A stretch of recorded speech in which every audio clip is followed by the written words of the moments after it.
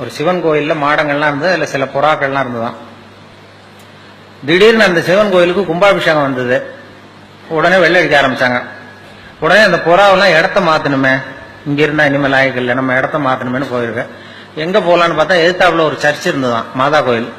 அங்கே சில புறாவெல்லாம் இருந்தது மாடத்தில், சில மாடங்கள் காலியாக இருந்தது. இந்த சிவன் கோயில் புறாவெல்லாம் ஓடி போய் அங்கே உட்காந்துட்டு இது சிவன் கோயில் வெள்ளை அடிக்க ஆரம்பிச்சாங்க கும்பாபிஷேகத்துக்கு. அங்கே போனதுக்கு அப்புறம் அங்கே கிறிஸ்துமஸ் வந்தது, அங்கேயும் வெள்ளை அடிக்க ஆரம்பிச்சான்.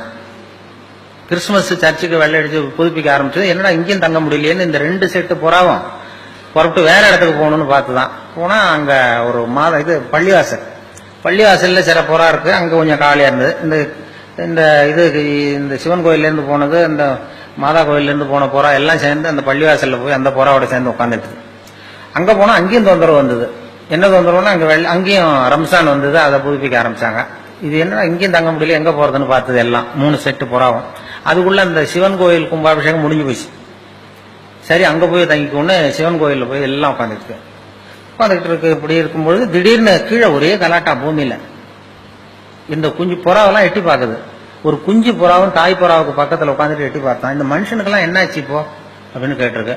அவனுக்கெல்லாம் மதம் பிடிச்சிருக்கு அப்படின்னு தான் அந்த அம்மா புறா. மதம் பிடிக்கிறதுனா என்னன்னு கேட்டிருக்கு. இதுதான் மத கலவரம்னு பேரு. இதனாலதான் ஒருத்தன் சுட்டுக்கிறான், வெட்டிக்கிறான் அப்படின்னா நமக்கெல்லாம் மதம் பிடிக்காதா அப்படின்னு கேட்டுதான். நமக்கு பிடிக்காது ஏன் அப்படின்னு கேட்டிருக்கு அந்த குஞ்சு புறா. அப்ப அந்த தாய் புறா சொல்லித்தான், அந்த பாரு மனுஷனுக்கும் நமக்கு அந்த வித்தியாசம்.